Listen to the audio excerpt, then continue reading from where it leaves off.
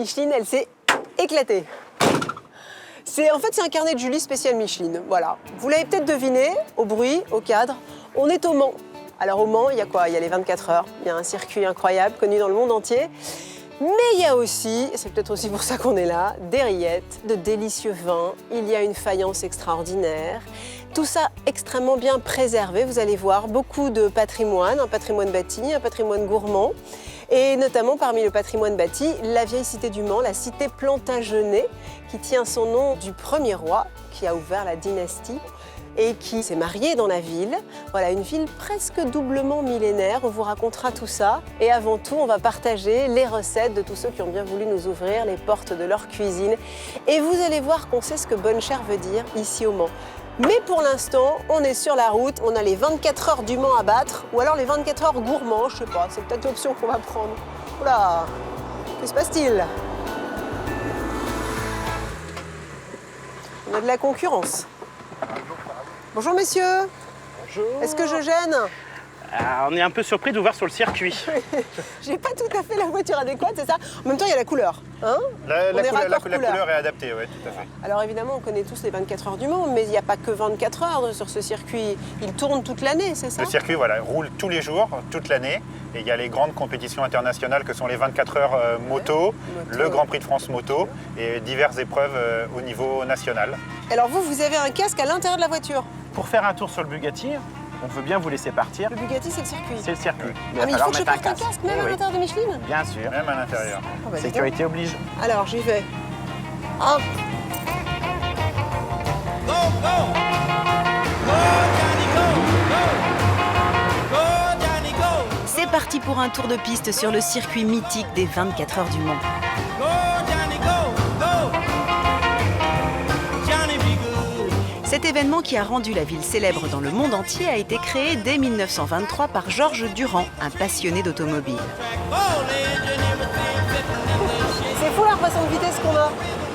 Là, on est à 80, j'ai déjà l'impression qu'on fait du 250. On est pourtant bien loin des pointes de vitesse à 320 km/h réalisées par les motos et voitures de Formule 1. Mais Micheline et moi, on s'accroche. C'est quand même assez chouette de pouvoir imaginer qu'on est presque un pilote de Formule 1.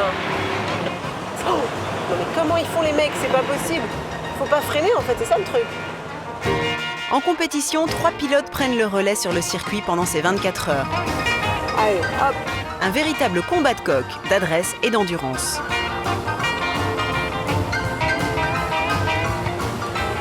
Alors on va pouvoir tester sa tenue de route. Voilà, hop, hop, hop. Ah bah là, ça s'appelle une sortie de route. D'accord, j'avais pas vu que ça tournait. On refait un peu le circuit, nous, parce que tout ça, finalement, ça ronronne. Hein. Bon, allez, on va repartir. Avec pas moins de 11 épreuves, 2650 participants et 500 000 spectateurs chaque année, le circuit, considéré par les amateurs et les professionnels du sport mécanique comme l'un des plus prestigieux, fait assurément partie du patrimoine historique et sportif français. Eh ben nous, Micheline, on a battu le record. Voilà, personne n'est jamais allé aussi lentement. N'empêche que le circuit des 24 heures du Mans pour soi tout seul, eh ben c'est quand même le pied. Ah, que d'émotion! Eh ben voilà, on a fait notre petite pointe à 110, on est contente. Et maintenant, le sujet qui suit n'a aucun rapport avec la course automobile, vous allez le comprendre. À la limite, c'est même le contraire.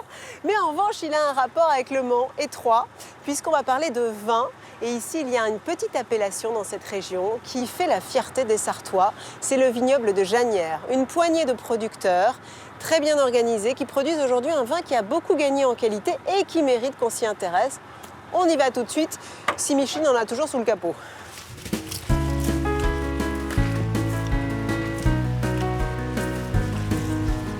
Bien délimité entre les communes de Ruillé-sur-Loire et Lomme, un minuscule vignoble de 65 hectares produit le vin de Janières, célébré jadis par de fins gastronomes tels que Rabelais, Henri IV ou encore Kurnonski.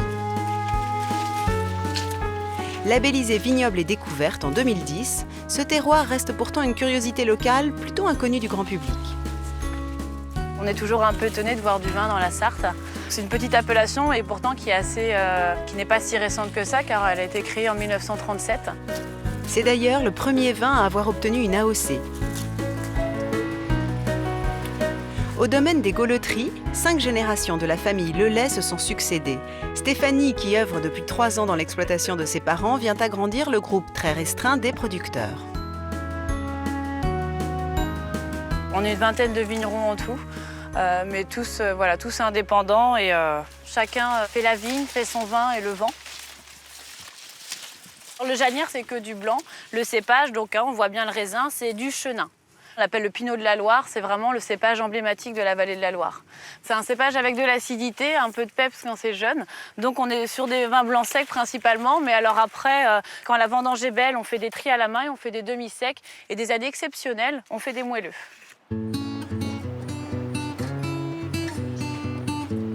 Et ce vin repose dans des caves particulières. Des galeries de plus de 3 km de long creusées jusqu'au XVIIIe siècle pour la construction des châteaux environnants.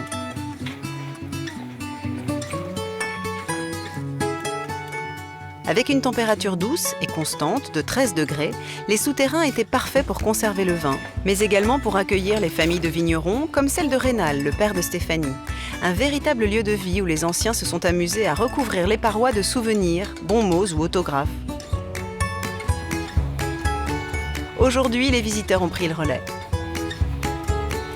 Toutes les signatures que vous voyez en ce moment sont les signatures de nos clients qui passent ici, qui sont un peu privilégiés de pouvoir rentrer parce que c'est une carte touristique mais un peu confidentielle.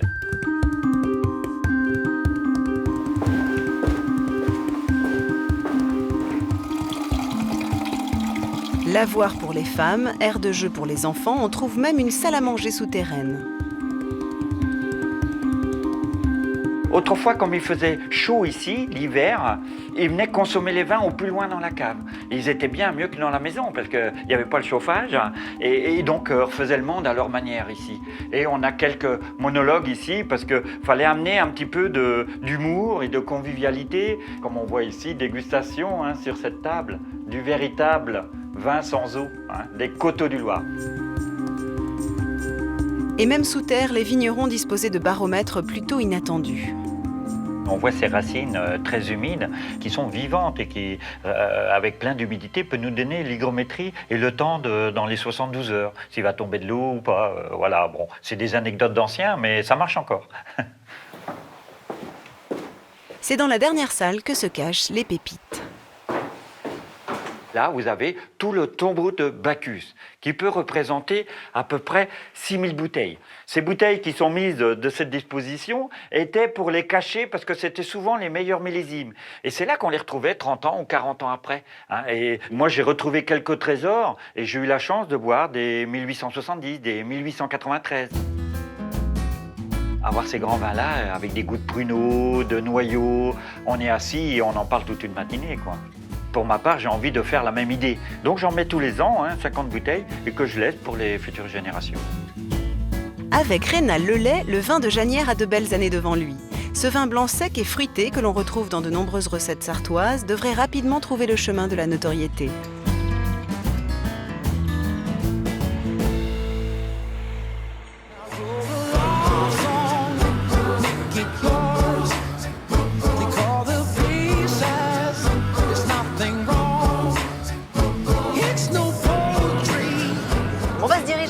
Vers l'ouest pour rejoindre un joli village qui s'appelle Étival-lès-le-Mans, qui est à peu près à un peu plus de 10 km à l'ouest du Mans, pour rencontrer Gérard. Gérard est à la retraite, il était auparavant directeur d'un célèbre restaurant à Paris et il cuisine une sorte de plat mijoté, un ragoût comme on disait autrefois, à base de veau mais aussi de saucisses et évidemment il y ajoute du vin de Janière. C'est un veau qui voulait faire de la radio, c'est trop facile pour les veaux. Il a fallu que la vache se fâche. Mon petit veau, tu ne feras pas de radio, tu feras de la télé câblée, tu feras de la télé.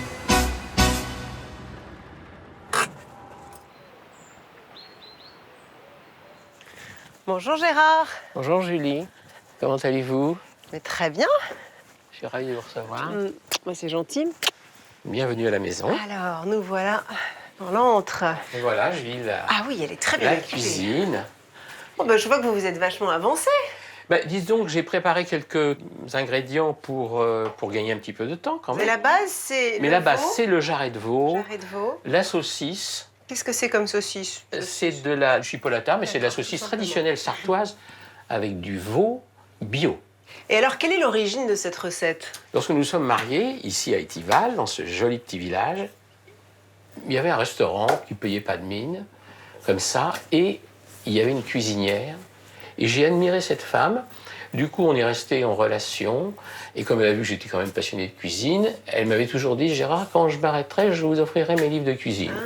Ah, d'accord. Donc ça, c'était son Ça, livre c'est de cuisine personnelle. Son livre personnel Comment de s'appelait cette cuisine. dame? Marguerite.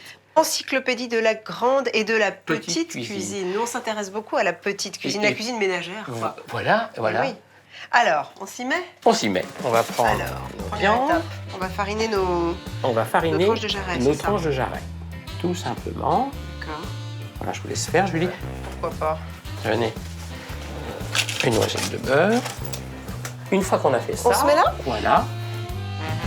Donc, il ne faut pas les faire dorer trop vif. Trop vite. Il faut prendre son temps. D'accord. Ça, c'est quoi? Des échalotes? Échalotes, oignons. Échalotes Un petit mélange et d'échalotes, oignons. oignons. Voilà, comme ça. Hein. Et moi, j'ajoute une petite note de céleri. Ça, c'est ma petite touche personnelle. Parce que les recettes de cuisine, c'est ça, finalement. Pour cette brunoise, Gérard ajoute des petits dés de carottes et laisse fondre le tout. Ça, les carottes, ça adoucit un petit peu. Ça donne ce côté douceret. Ça, c'est de la carotte pure bio. Hein. Gérard dépose ses jarrets sur la brunoise afin de les laisser cuire tout doucement. Voilà. Je vais... Ah, le fameux vin de Vin de Janière. Janière. Évidemment. Voilà, ça, c'est très important. On reste local. Voilà, voilà, le vin local. Ouais. Voilà. On déglace. On déglace bien. Voilà. Je m'attaque à la découpe des champignons pendant que Gérard fait cuire des chipolatas dans une casserole à part. Saucisse. Nos saucisses à cuire. Voilà. Mes champignons sont prêts, je les ajoute aux saucisses et Gérard mouille ses rouelles avec un fond de veau et un bouillon de légumes préparé en amont. Il ne se facilite pas la tâche, notre Gérard.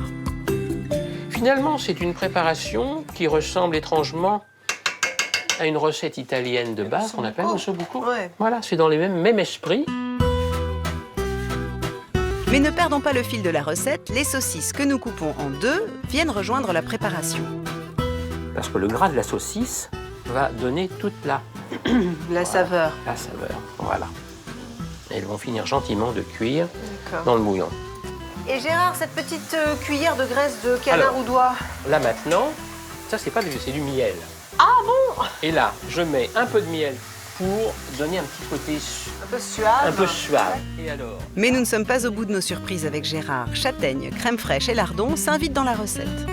Donc ça, ce sont des châtaignes qui sont déjà cuites. Alors, blanchi, on va dire. Blanchies. Ici, on appelle la nousillarde. quoi C'est joli, la nousillarde. Ça veut dire quoi? C'est joli, c'est une appellation que l'on a donnée aux châtaignes, Ah bon? mais je trouve que le nom est très joli. Ah, c'est Hein? joli, j'ai jamais entendu parler de ça. Alors, on fait la moitié des champignons dans le ragoût. On va mettre la moitié des marrons également dans le ragoût. Oh bah dis donc! Et ce qui n'a pas été intégré servira à décorer le plat.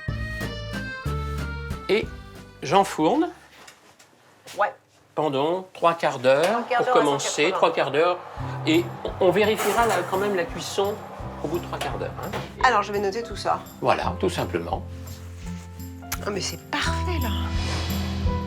Pour la rouelle de veau de Gérard, munissez-vous d'un peu de patience, d'une batterie de casseroles et d'1,5 kg de rouelles de jarret de veau, de 6 saucisses chipolata, de 100 g de lard fumé, 120 g de beurre, 30 g de farine, un verre de vin de Janière bien sûr, un bouquet garni, 3 échalotes et un gros oignon, 500 g de châtaignes, 500 g de champignons de Paris, une branche de céleri, 3 carottes, du 4 épices, 2 cuillerées à café de miel et 2 cuillerées à café de confiture d'abricot. Ouf! L'odeur m'appelle. Impatiente de savourer notre plat, je retrouve Martine, l'épouse de Gérard, qui dresse la table au soleil. Bonjour Julie. C'est vrai qu'on va être bien là sous la tonnelle. Oui. Et voilà. Voilà la petite merveille. Magnifique. C'est pas trop dur votre vie quand même, hein, avec un mari qui cuisine aussi bien, dans un jardin Un petit délicieux. peu dur sur la balance, mais... Ouais, c'est ça, évidemment. Oui, parce que je ne vous cache pas qu'on a mis un peu de beurre, un peu de crème, un peu de lard, un peu de saucisse. Eh bien, merci pour ce magnifique plat. Je vous en prie, Julien. Puis alors, c'est vrai que la texture de la sauce est parfaite, hein. Elle est bien réduite, pas trop. C'est amusant parce que la confiture et le miel, on les sent, hein. On a bien ce côté acidulé, c'est très agréable. Voilà. Mais j'avoue que si je ne vous l'avais pas vu mettre, j'aurais pas su d'où ça venait. J'aurais pensé à un vin doux peut-être. C'est délicieux. Qu'est-ce qu'il y a comme saveur? Voilà. Ça, c'est l'osmose qui fait ça. Je me régale, la cuisson est parfaite. Alors, savez-vous que moi, maintenant, il faut que je prenne la direction de Fillers-sur-Sarthe, parce que se trouve là-bas le premier des 3 potagers d'Alain Passard, puisque dans sa démarche, l'idée est de produire ses propres légumes. Et c'est Sylvain Picard qui va m'accueillir. Vous le connaissez? Chef jardinier. Le chef jardinier. Bah oui, ils doivent être connus comme les loups blancs ici. Et du bio, hein, que voilà, du bio, bien sûr. oui. Et puis des légumes grands crus, comme dit Alain Passard. Et avec ça une m'intéresse. culture des plus traditionnelles, pas de pesticides, la nature, la nature. Eh ben, merci de votre accueil. Merci d'être venu nous voir, Julie, c'est très gentil à vous.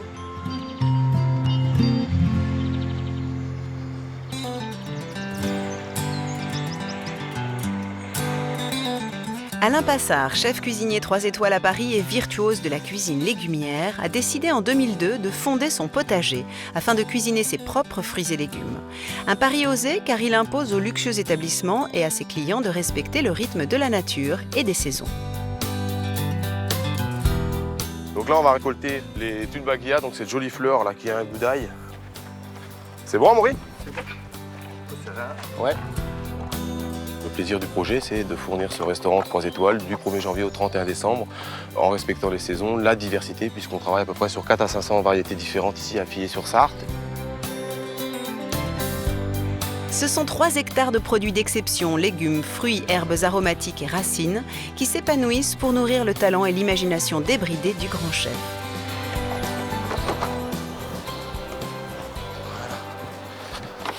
Ce sont que des fleurs comestibles, hein, donc certaines pour le visuel et puis d'autres vraiment pour un goût très prononcé, comme le tulbaghia, comme la rose ancienne, la bourrache qui a ce côté un peu concombre, un peu iodé, le géranium bien sûr, la verveine citronnelle, les fleurs de thym, puis ratiboise en même temps. Hein. Des vergers que Sylvain Picard a dû créer de toutes pièces, avec bien sûr comme mot d'ordre une culture vertueuse et naturelle.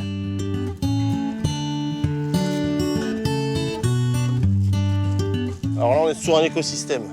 Donc, bien sûr, on n'emploie aucun produit chimique. Ce sont que des produits naturels et on travaille beaucoup avec les voiles. Et on est sur un jardin vraiment les plus naturels possibles. Ça c'est bon, ça c'est bon. Là, on va refermer. Ça fait maintenant 13 ans que je suis arrivé sur ce projet avec Alain Passard. Et donc, j'ai eu la chance de démarrer d'une page blanche. Il n'y avait rien du tout à l'époque. Hein. Pas d'arbres, bien sûr, pas les serres, pas de haies bocagères. Donc, tout a été implanté. Et puis aujourd'hui, on est en rythme de croisière. Une vraie gageure quand on sait qu'ils sont chargés de l'approvisionnement exclusif du restaurant.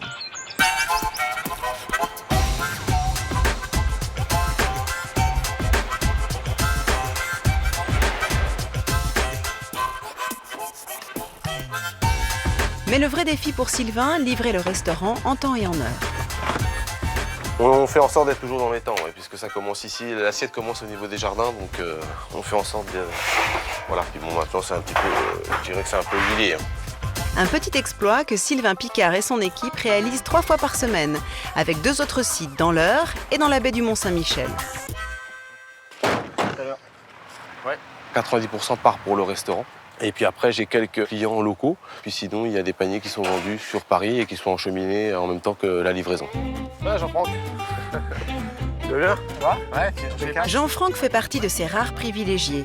Ce grand pratiquant de la gastronomie, qui a travaillé dans plusieurs restaurants cotés, a ses entrées sur le site du Gros Chênay. Ouais, donc là, c'est découverte du pêcher, je l'avais même pas vu en fouet.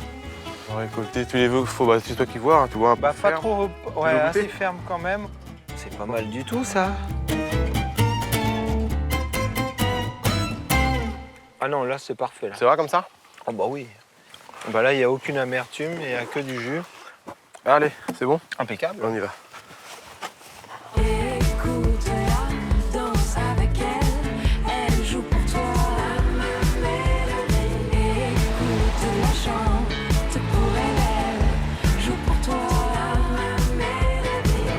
Si Jean-Franck fait partie des rares chanceux à avoir accès à la production très confidentielle d'Alain Passard, nous sommes chanceux aussi parce qu'on a accès à sa cuisine où il va nous confectionner une tarte de sa spécialité, une tarte aux pêches bien sûr, mais aussi aux poires, genre amandine il me semble. On va avoir les détails tout de suite. Écoute-la, danse avec elle, elle joue pour toi. Écoute-la, chante pour elle, elle joue pour toi. Nous y voilà. Oh, dis donc, mais on aurait presque pu faire la tarte avec les fruits du jardin. Très joli.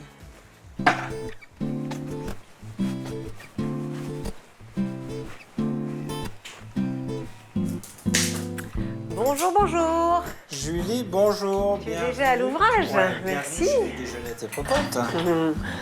Ben, c'est sympa de me recevoir. Mais c'est la moindre des choses, Oh, dis donc, ça sent fort. Qu'est-ce que ça sent? le géranium.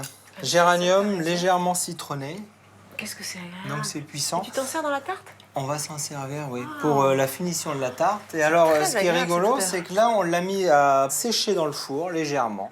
80 degrés. Tu les fais dessécher, quoi. Voilà, et d'ailleurs, j'en ai toujours un peu en réserve. C'est quoi ça? Du sucre au C'est géranium? du sucre au géranium. Incroyable. Donc, c'est un sucre mixé qui est pulvérisé. Avec des feuilles de géranium séchées. Voilà. Donc, c'est légèrement fruité. Et ça va être très, très agréable avec la Super bon. poire. Et la Tu pêche. sais à quoi ça me fait penser? Très nettement, le jasmin. Oui, oui, oui. Ouais, très oui, nettement. ça fait il y a un côté oriental. Hein. Alors, cette recette, c'est toi qui l'as imaginée? Alors, elle a été spécialement créée pour Julie. Non. Pour Julie, C'est pour les vrai carnets de Julie. Ah bah oui, oui, C'est oui. mignon, ça. Donc c'est l'inspiration du moment, c'est vraiment une tarte sartoise. Parce qu'il va y avoir pratiquement tous les produits sartois qu'on puisse avoir, qu'on puisse mettre dans une Ah, tu tarte. mets une couche de rillettes aussi? Non, je vais pas mettre une couche de rillettes, mais par contre on va faire la tarte, alors, avec les poires William, les pêches, on fait une crème d'amande et noisettes, parce que les noisettes sont locales, donc on en rajoute, parce que toute seule c'est un peu trop fort. D'accord. On fait un caramel de genièvre. On y Pour va la crème d'amande, nous réduisons 150 g d'amandes décortiquées,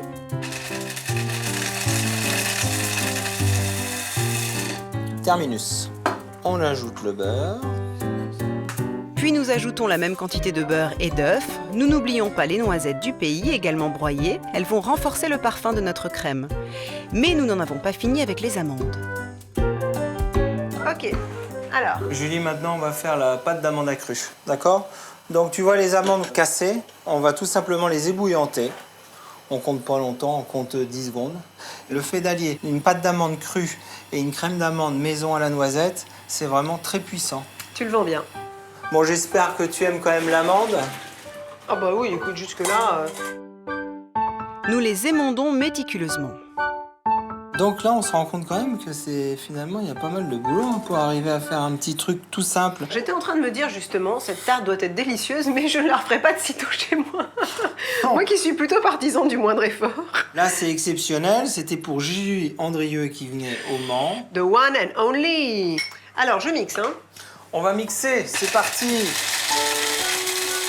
Une fois les 100 g d'amandes broyées, nous incorporons un peu de sucre et une cuillère de miel. Alors ça, c'est du miel de bouloir. C'est du miel sartois. D'accord. Voilà. Et alors là, il est parfumé à la lavande. Jean-Franck ajoute également du blanc d'œuf qui va lier le tout. Pour la quantité, il se laisse guider par son instinct. Ton œil est ta balance, comme disent les Marocaines. Voilà.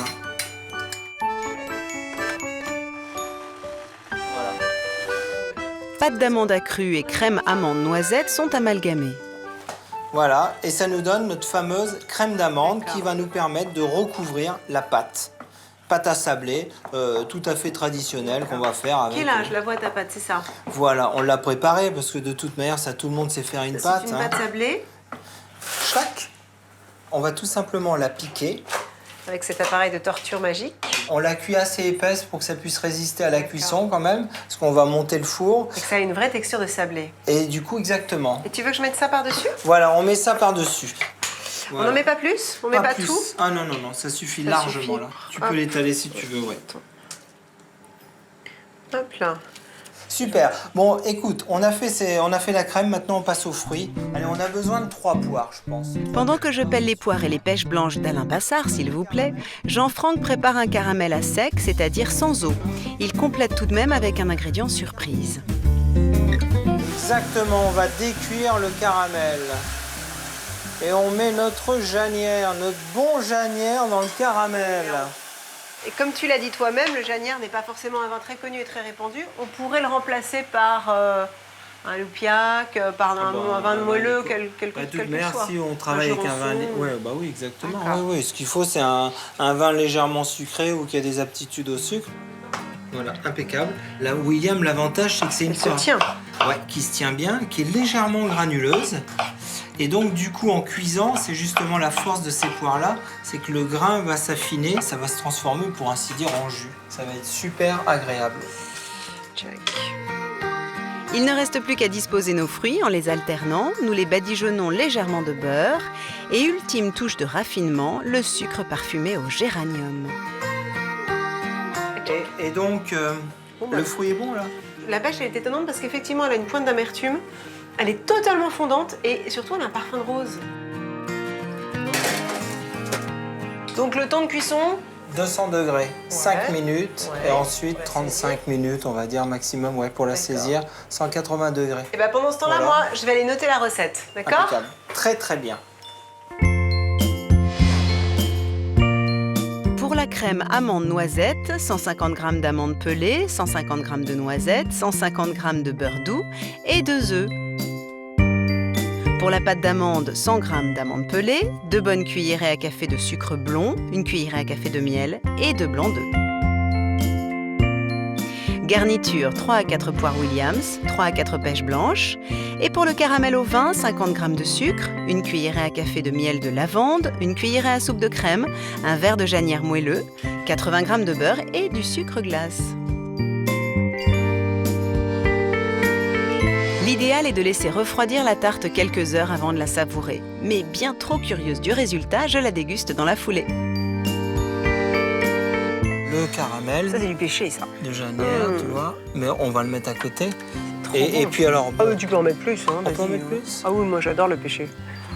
Hop, voilà. Puis pour une tarte aux pêches.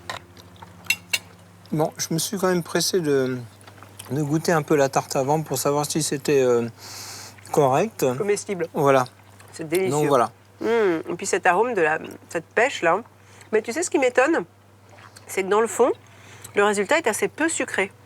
Oui. Et moi, j'aime beaucoup parce que justement, je trouve que les desserts sont toujours trop sucrés. Et en l'occurrence, on a vraiment le parfum de l'amande Voilà. et de la noisette, même le petit croquant. Alors là, Et tu c'est pour sais ça que le caramel n'est pas de trop. Ça me fait vraiment plaisir, Julie, que tu dises ça. Je pense que tu seras accepté au banquet. Bon. Ah oui, oui, oui, oui, oui, Avec oui, joie oui. même. Avec joie. Bon, très bien. Alors, tu sais qu'il va falloir en refaire une pour demain. Bon, pas de problème. Moi, je suis aussi opérationnel, il n'y a aucun souci. J'ai vu ça. Oui, oui, oui. J'ai vu que tu étais très organisé comme Oui, oui, garçon. oui, oui, oui. Allez, à la mano.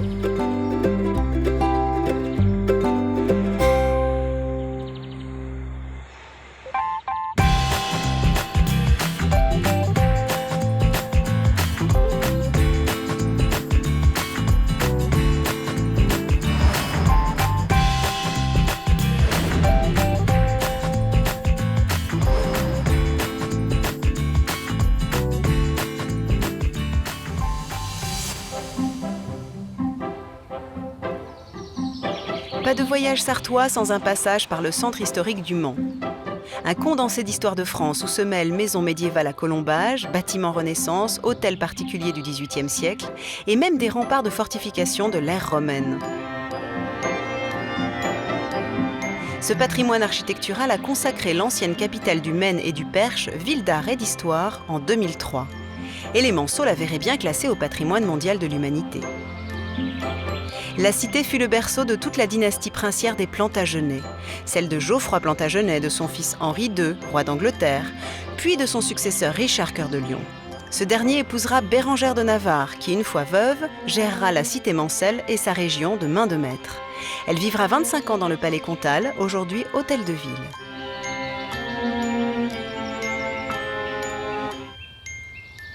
Quand je vois les motos sauvages qui traversent nos villages, venus de Californie, de Flandre ou bien de Paris, quand je vois filer les bolides, les cuirs fourreux et les cuivres qui traversent le pays, dans le métal et le bruit,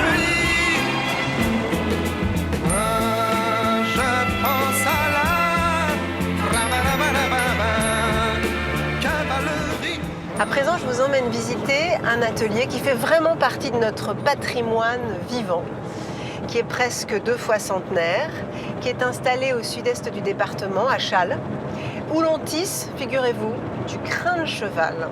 Et le crin de cheval, c'est parmi les matériaux les plus solides au monde.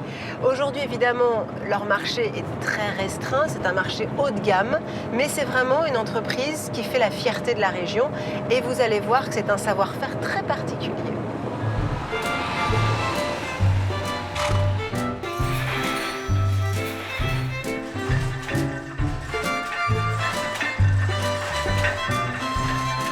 Installé depuis 1814 à Châles, l'atelier Le Crin est aujourd'hui l'unique et dernière entreprise à tisser manuellement du crin de cheval. À l'origine, cette entreprise travaillait la toile destinée aux banquettes de wagons et aux diligences.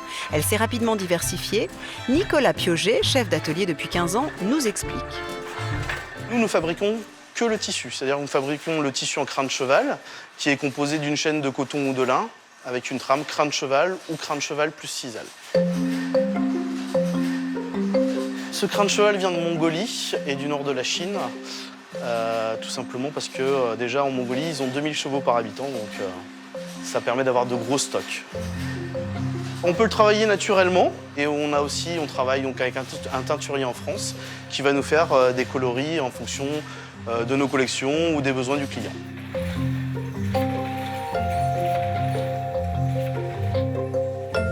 S'il est utilisé pour son aspect souple et chatoyant, le crin recèle d'autres qualités. C'est bon, Anita ? Ouais, pas de souci.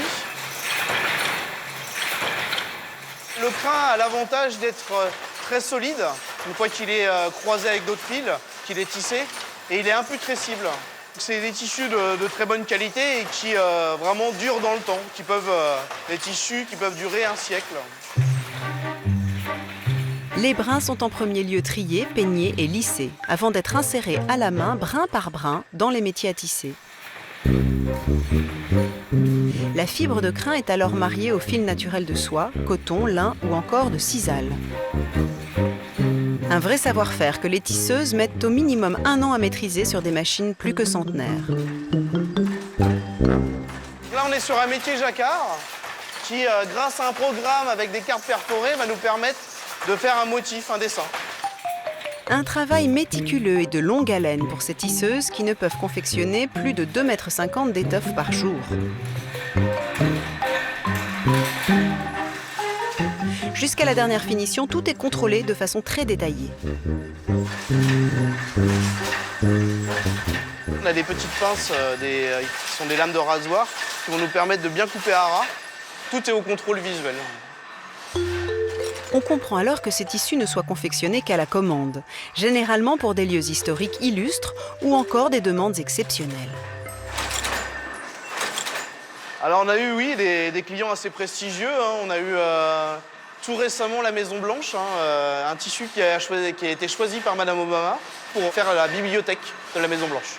On a aussi l'Élysée, l'émir du Qatar qui voulait refaire tout l'intérieur de son avion avec du crin de cheval, donc qui a commandé 200 mètres de tissu pour pouvoir refaire tout l'intérieur de l'avion.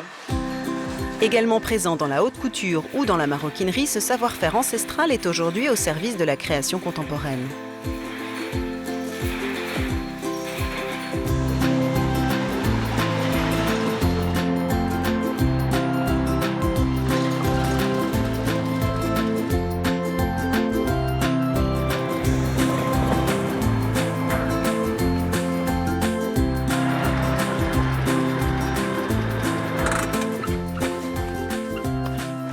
Et nous voilà chez Francine. Alors d'un point de vue alimentaire, la Sarthe est connue pour ses rillettes bien sûr, les fameuses rillettes du Mans. Mais il y a aussi les volailles de Loué qu'on connaît tous. Mais au-delà des volailles de Loué, il y a beaucoup de petits producteurs de volailles, délicieuses volailles, poulardes, poulets. Et nous aujourd'hui avec Francine, on va cuisiner je crois une poularde à sa façon. Je ne sais pas si c'est une recette typiquement sartoise, mais c'est une recette de cœur, de famille, celle qu'on aime. Bonjour Francine. Bonjour Julie. Vous êtes partie en goguette avec votre petit panier. Mon petit panier, oui. Vous êtes parti chercher quoi? Oui, Des herbes, des fleurs? pour faire une poularde. Alors, cette poularde, ouais, vous allez me d'herbes. raconter. Ah, Ça, j'enlève oui. ça. Alors, c'est une recette que vous Je faites vous attends. souvent? Oui, c'est une recette de famille. Ma maman la faisait, donc Ah oui, d'accord. on a conservé le Transmission, principe. Et c'est transmis aussi aux, Aux enfants et aux petits-enfants. petits-enfants. Ah, c'est sympa, ça me fait plaisir.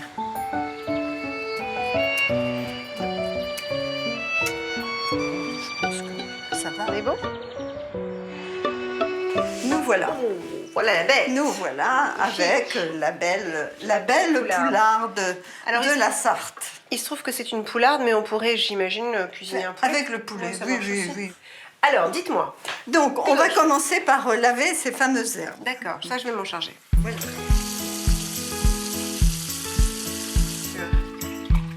Voilà. Et puis, je vais les mettre un petit peu à sécher dans le four. C'est une manie dans le quartier. Ah bon? Parce que oui, bah oui, j'étais chez Jean-Franck, je crois que vous le connaissez. Oui. Et qui faisait pareil avec son géranium. Ah bon? Mais pourquoi sécher? Mais si, parce qu'après, on va les brûler un petit peu pour exhaler, vous savez, le parfum brûlé à la Non, je bougie. savais pas. Les Donc, brûler. Oui, enfin, On donnait un côté feu de cheminée, quoi. Ouais, un petit C'est peu, marrant, oui. c'est une bonne idée. Donc, on va les mettre là, Ah bon? dans le four. Comme ça, direct. Ah, j'aurais jamais osé, tiens. Alors, ce magnifique lard fumé, là, Oui. parce que ça me donne envie, ça. Ah oui? Oui. Ouais. Oh là là. Oui, oui. C'est la vraie odeur de fumée, quoi, là, C'est- tout d'un coup. Oui, oui. Ça, c'est pour farcir aussi? Oui. Nous éminçons le lard en petits morceaux de 2 à 3 cm. C'est dur, hein? Ah, bah oui, bah c'est de la quoi, non? Non, là, j'ai fait plus petit, mais comme ça, c'est bien? Oui. Puis je farcis la poularde. Voilà. On va farcir cette belle Alors, poularde. On met d'abord le lard? Oui, on met d'abord le D'abord le lard. Quelques gousses d'ail et 3 cuillères de fromage frais battu aux herbes vont suivre. Alors ça va nourrir le poulet par l'intérieur. Oui. C'est ça. Tout à fait. On va sortir les herbes qui doivent avoir séché très légèrement. On va juste brûler un petit peu les herbes avec une bougie. On va faire ça. Ah bon? Ouais. En fait, c'est très léger. Hein. Donc, faut être sûr qu'il y a une caserne pas loin, au cas où. Caserne de pompiers. Je pense qu'il n'y a pas trop de risques. Hein. Et donc ça, c'est un geste que faisait votre maman. Exactement. Et c'est vrai que ça se transmet de mère en fille Et cette maman, et en alors, petite fille. En petite fille. Bon, on va arrêter. Voilà. Les herbes fumées intégrées, nous refermons la poularde farcie avec un élastique. N'hésitez pas à l'agrémenter de sel aromatisé au thym pour renforcer le parfum floral. Voilà. Un petit peu de poivre. Enfin, Francine badigeonne la volaille avec une petite préparation d'huile d'olive et d'herbes qui ont macéré quelques heures auparavant. Maintenant, que se passe-t-il? Et maintenant, on va On embroche. embrocher cette poularde. Ouais. Attention, parce que c'est chaud. Ouais.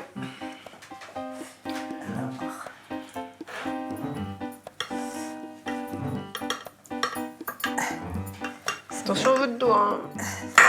Vous me faites Ça va sortir. Non, non, mais il n'y a pas de risque. Oh bah non, ça c'est sûr. Pas quand même. Alors généralement, comment vous menez la cuisson? À froid, parce que souvent on peut cuire le poulet en démarrant à froid, ou alors vous préchauffez le four? Non, là, moi, je le fais à froid. Donc, je vais le mettre dans le four. Ah, c'est parti. Alors là, vous laissez cuire On est ça. parti pour une cuisson de 2h30. Et à 175 degrés. Pendant que Francine veille et arrose son poulet régulièrement, je profite de son jardin pour noter la recette. On n'est pas bien là. Pour la poularde farcie aux herbes de Francine, il nous faut une belle poularde vidée, un petit bouquet de thym, un petit bouquet de romarin, un petit bouquet d'estragon, 3 cuillères à soupe d'huile d'olive, 3 cuillères à soupe de fromage frais aux herbes et 150 g de lard fumé. Alors, Julie, ça fait du bien, ce petit Oh là moment là. au jardin. On est mieux Et que c'est bien. vrai que les jardins, quand il fait ce temps-là, Ah oui, c'est merveilleux. c'est le meilleur endroit. Alors tiens, en parlant d'endroits, je suis à la recherche pour réunir tous les gens que j'aurais rencontrés pendant mon voyage. Oui. Une maison ou un autre endroit où l'on puisse organiser un repas, mais qui soit un lieu Exceptionnel, un peu ouais, en qui tout cas un sorte peu petit emblématique de la région. Ah oui, l'endroit qui me plairait le mieux, qui plaît à tout le monde d'ailleurs, c'est l'abbaye de l'Épau. C'est un endroit magique. Hein, ouais. C'était construit par la reine Bérengère. Ouais. Vraiment, c'est magnifique. Je peux compter sur Francine pour nous organiser un banquet digne de ce nom au sein de l'abbaye. Mais avant de retrouver tous nos amis autour de la table, découvrons ce joyau de l'architecture médiévale, classé aux monuments historiques et incontournable dans la région.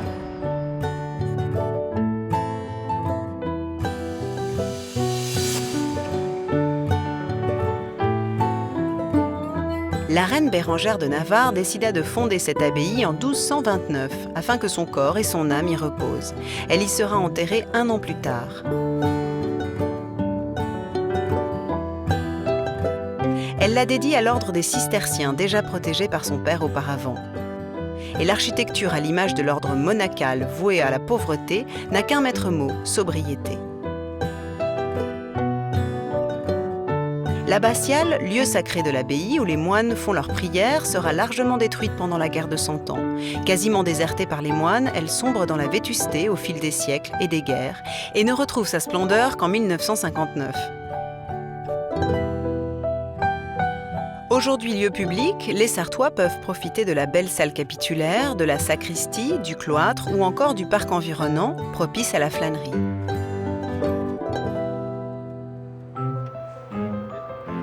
Et c'est justement dans le parc que Stéphane, artisan faïencier de la région, dresse la table du banquet, avec la vaisselle traditionnelle sartoise, la faïence de Malicorne. Alors on a un temps de rêve. Véronique, la présidente de l'abbaye de l'Épau et hôte des lieux, supervise les derniers préparatifs. Magnifique, magnifique. Merci. Table. Belles assiettes, bon temps. Alors j'ai apporté les rillettes, évidemment. Elles sont les bienvenues. Oui. Et pas de banquet sartois sans la présence de Denis Esquerra. Cet érudit de la gastronomie locale a réalisé un ouvrage complet sur la rillette. Je compte bien en savoir plus sur son histoire et son mode de fabrication. Le vin à rillette. Le vin. Alors. Nos vignerons arrivent dans la foulée avec leur bon vin de Janière. Bonjour. Bonjour. Bonjour Julie. Bonjour, bonjour. Et jolie table aussi. Bonjour. Bonjour. Gérard, Jean-Franck, Francine et leurs bons petits plats sont là. Les festivités peuvent commencer. C'est magnifique. Alors la vaisselle, c'est vous? C'est Malicorne, oui, c'est moi. C'est Malicorne. Oui. Alors Malicorne, c'est le nom du village? C'est le nom du village, oui. D'accord. Qui est situé à combien de kilomètres du Mans? À une trentaine de kilomètres au sud du Mans. On n'est pas très loin d'ici, en fait. Et qui fait de la faïence depuis combien de temps? Depuis le XVIIIe siècle. Ah oui, ça remonte très loin. Et ce sont aujourd'hui des pièces que vous avez tous plus ou moins dans votre cuisine, c'est ça? Alors on a plutôt ça pour l'art de la table, parce que maintenant ça devient quand même quelque chose un peu une œuvre d'art à chaque fois. Et puis j'imagine que c'est un certain prix aussi quand même, hein, vu le travail qu'il y a derrière. C'est du grand art, c'est du grand art. Pas forcément non plus très accessible, c'est magnifique. Bah merci Véronique de nous permettre d'être ici. C'est avec joie, parce que c'est quand même un lieu tellement prestigieux, apaisant. Et pour déguster les produits sartois, je crois qu'on méritait bien ce lieu. Mais je suis un petit peu surprise par l'état du bâtiment, mais il a l'air d'être en très bon état. Alors est-ce qu'il a été rénové, reconstruit? C'était devenu à la Révolution un hangar agricole. Et dans l'abbatiale, il y avait des arbres qui poussaient, il y avait des chèvres qui gambadaient. Et ça a été complètement remis en état. On va peut-être commencer par les rillettes alors. Ah oui. Eh oui. Eh oui, qui parle de gastronomie sartoise parle de rillettes, évidemment. C'est-à-dire qu'au départ, la rillette, c'était un mode de conservation, c'est un mode de conservation de la viande et c'est aussi un produit ménager, essentiellement ménager, qu'on fait dans toutes les fermes dès l'instant où on pratique la tue-cochon. On tue le cochon, voilà. Ça, c'est ancestral, effectivement. C'est ancestral. Et ensuite, les rillettes sont parties dans des campagnes et sont remontées dans les villes à partir du moment où la profession de charcutier c'est, j'allais dire, sacralisé, ritualisé. Et donc, les rillettes sont devenues un produit citadin à partir à peu près du Second Empire. Balance la rillette que je vois un peu. Parce que c'est bien beau d'en parler, mais je vais vous laisser. Il faut l'ouvrir. Alors, est-ce qu'il y a un rituel pour l'ouvrir? Moi, je sens que je vais faire des bêtises. Alors, on commence d'abord par goûter. Ah bon? La qualité de la rillette, c'est le saindoux. Et alors là, ce Alors, gras le saindoux, ça c'est... doit avoir un goût de noisette un petit Absolument, peu. voilà. Hein, Et aussi, le goût de noisette de la rillette provient du rissolage initial de la viande. On parle du rissolage, du confisage, du collage, du trempage, le moulage à la louche. Effectivement, les meilleures rillettes sont celles qui sont moulées à la louche. Oui. Il n'y a que moi qui n'ai pas eu de rillette, finalement. Oh là, on a le moine Gérard qui nous apporte la pitance du jour. Magnifique. Oh, le moine, qui pêche souvent. Alors, allez, je vais la, vous servir. La rouelle de veau à la mancelle, qui est la recette de Marguerite. Alors, c'est un plat qui est confit, hein, on fait confire. Et ce genre de Ça plat, sent bon. je disais à Julie, c'est très universel, c'est une cuisson longue. C'est un genre de daube, en quelque sorte, mais sans vin rouge, uniquement au vin blanc. Et chez nous, au vin blanc de Janière, naturellement. Là, on est vraiment dans un repas sartois. Entre les assiettes, le vin, les rillettes, la viande, tout est... On est très tradition, on défend notre département. Et c'est vrai qu'on a la chance d'avoir un pays de cocagne. Tous les jours, vous pouvez acheter auprès des producteurs sartois du produit de qualité directement du producteur au consommateur. Et c'est vrai que c'est sympa parce que ça apporte un petit côté village au Mans. Oui. Et de voir tous ces gens qui se retrouvent sur les petites places de petits marchés périphériques, justement, au grand marché de la cathédrale, c'est vraiment sympa. Hein. J'ai un ami restaurateur de Paris qui vient tous les 15 jours faire son marché au Jacobin. Voilà. Ça, c'est parce qu'il a une maîtresse dans la ville. Ça, on peut pas le dire, non? On te fait gober quand même des trucs. Hein.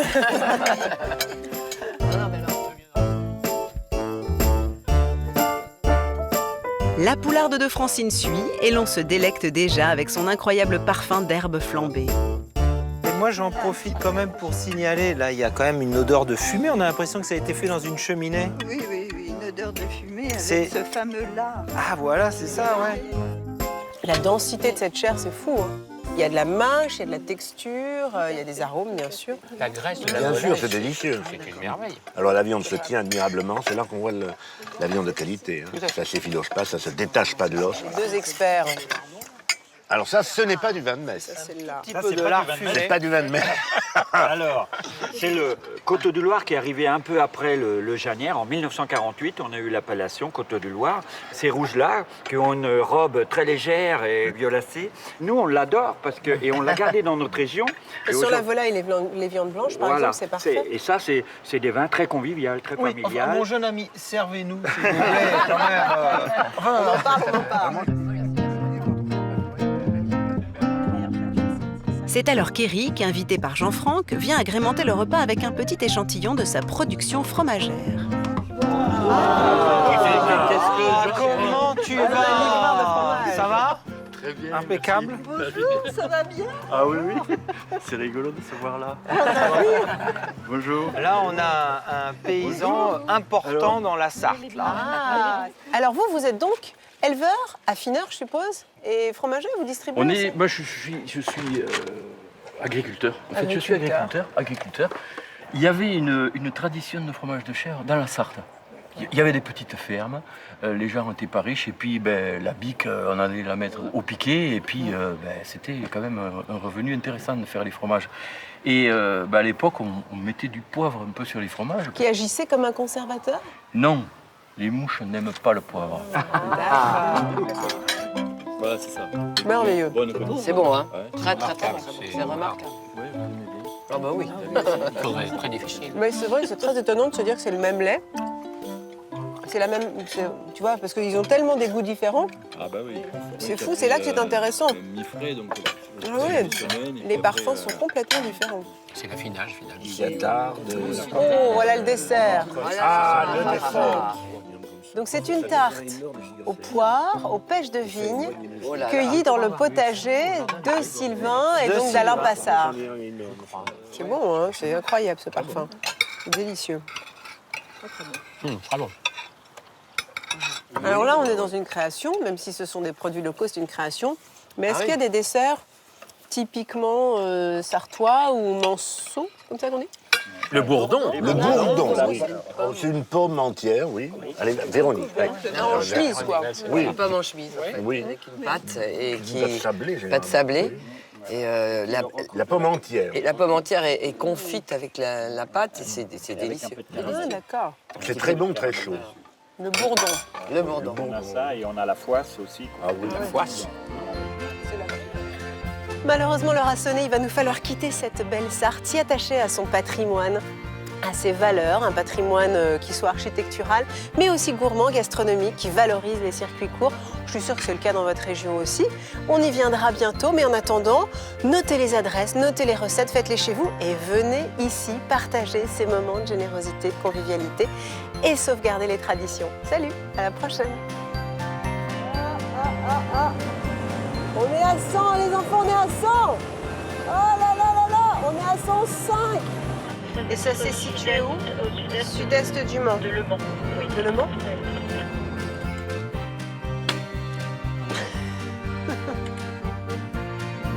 À présent, je vous envie.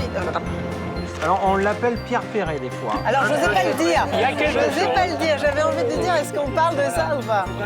Bon, c'est une bonne référence en matière de gastronomie. Ah oui, hein. ah oui, ah oui, je crois.